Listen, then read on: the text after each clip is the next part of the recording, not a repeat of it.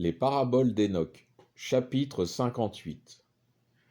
Au 14e jour du 7e mois de la 5e année de la vie d'Enoch, je vis dans cette parabole que le ciel des cieux fut ébranlé, et que les puissances très élevées, que des milliers et des myriades de myriades d'anges, étaient dans une très grande agitation.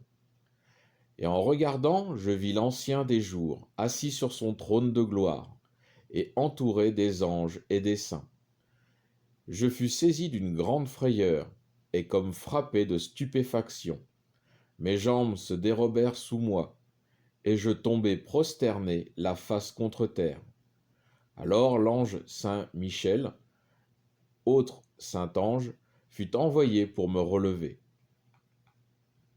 Et quand je fus debout, je repris les sens que j'avais perdus, ne pouvant supporter cette vision trop forte pour ma faiblesse, et les agitations et ce tressaillement du ciel. Alors saint Michael me dit: Pourquoi te troubles-tu de cette vision?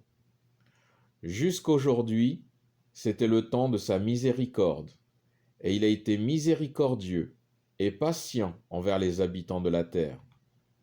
Mais quand viendront le jour et les puissances, le châtiment et le jugement que le Seigneur des esprits a préparé pour ceux qui s'inclinent devant le jugement de la justice, et pour ceux qui nient le jugement de la justice, et pour ceux qui prononcent son nom en vain. Ce jour sera pour les élus un jour d'alliance, pour les pécheurs un jour de châtiment. Dans ce jour, on fera sortir pour se repaître des méchants deux monstres, l'un mâle, l'autre femelle. La femelle s'appelle Léviathan. Il habite dans les entrailles de la mer, sur les sources des eaux. Le monstre mâle se nomme Béhémoth. Il roule dans un désert invisible, ses replis tortueux. Son nom est Dandaguin, à l'orient du Jourdain, où habiteront les élus et les justes, et où fut placé mon aïeux, le 7e après Adam, le premier homme créé par le Seigneur des esprits. Alors je demandai à l'autre ange qu'il me montre la puissance de ces monstres, et comment ils avaient été séparés dans le même jour pour être précipités, l'un dans le fond de la mer et l'autre dans le fond du désert. Et il me dit: Ô fils de l'homme, tu veux savoir les choses mystérieuses et cachées. Et l'ange de la paix qui était avec moi me dit: Ces deux monstres sont des créatures de la puissance divine. Ils doivent dévorer ceux qu'aura puni la vengeance de Dieu. Alors les enfants tomberont avec leur mère, les fils avec leur père, et ils recevront le châtiment qu'ils auront mérité, et la justice de Dieu sera satisfaite. Mais après ce jugement viendra l'heure de la miséricorde et de la longanimité. Alors je vais faire une conclusion sur ce chapitre 58 qui est fort intéressant, car il fait le lien direct entre les deux bêtes du livre de l'Apocalypse. Béhémoth, qui est la bête qui monte de la terre, et Léviathan, qui est la bête qui monte de la mer. Alors je vais d'abord expliquer un peu ces deux bêtes de la Bible. Béhémoth, que l'on retrouve en description dans le livre de Job, au chapitre 40, versets 16 à 24, sous les traits d'un animal de préférence terrestre et d'une force colossale. Le Léviathan, que l'on retrouve en description dans le livre de Job, chapitre 40, à partir du verset 25 jusqu'au chapitre 41, verset 34.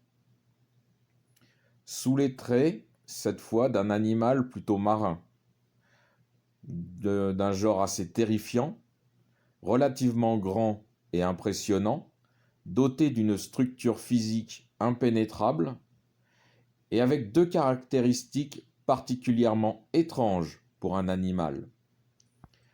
La première, c'est au chapitre 41, verset 16.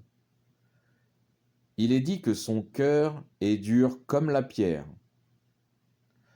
La seconde, au chapitre 41, verset 26, il est dit qu'il regarde en face tout ce qui est élevé.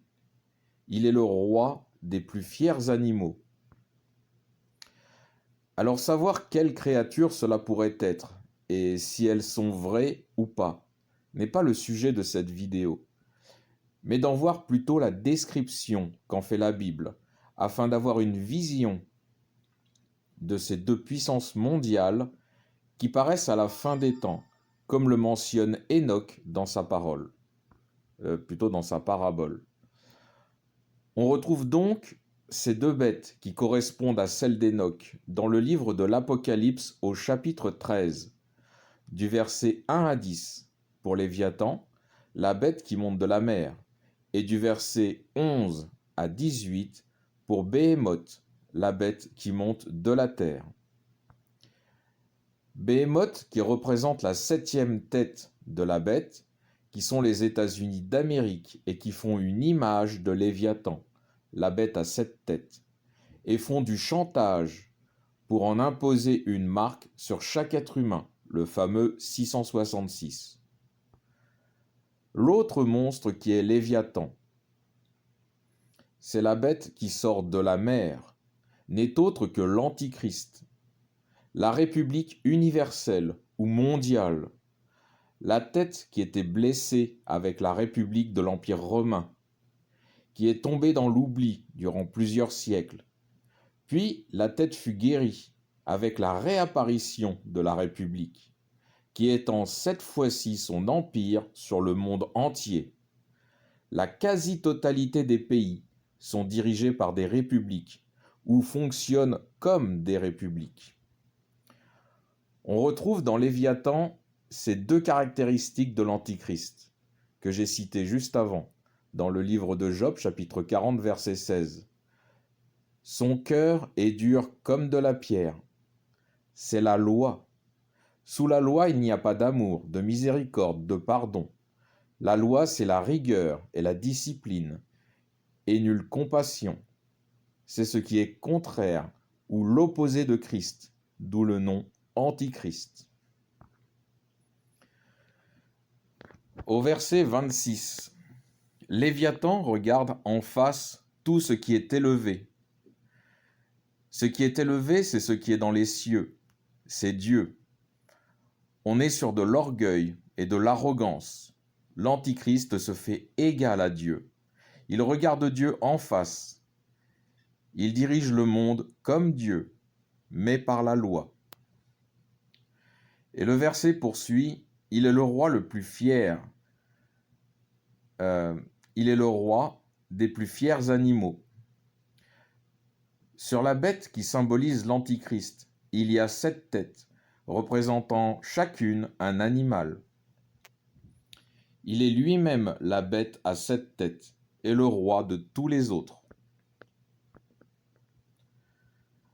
Pour Béhémoth, qui symbolise la puissance mondiale américaine, il n'y a pas d'autre verset que ceux de Job.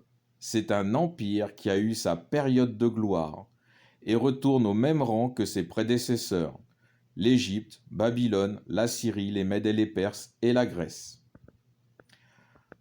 En revanche, pour Léviathan qui symbolise l'Antichrist, il y a d'autres versets. Le livre de Job, chapitre 3, verset 8, le livre des Psaumes, chapitre 74, verset 14, le livre des Psaumes encore, chapitre 104, versets 25 et 26, et le livre d'Isaïe, chapitre 27, verset 1, qui prophétise le coup de grâce porté par Dieu, qui frappera le Léviathan, l'Antichrist. Je vais le lire. En ces jours, l'Éternel frappera de sa dure, grande et forte épée le Léviathan, serpent fuyant, le Léviathan, serpent tortueux, et il tuera le monstre qui est dans la mer. C'est ce que l'on retrouve dans le livre de l'Apocalypse, chapitre 19, verset 15, avec le Seigneur Jésus-Christ qui porte un coup fatal à l'Antichrist. Je vais le lire également. De sa bouche sortait une épée aiguë pour frapper les nations. Il les pètera avec une verge de fer, et il foulera la cuve du vin de l'ardente colère du Dieu Tout-Puissant. Fin de ce résumé.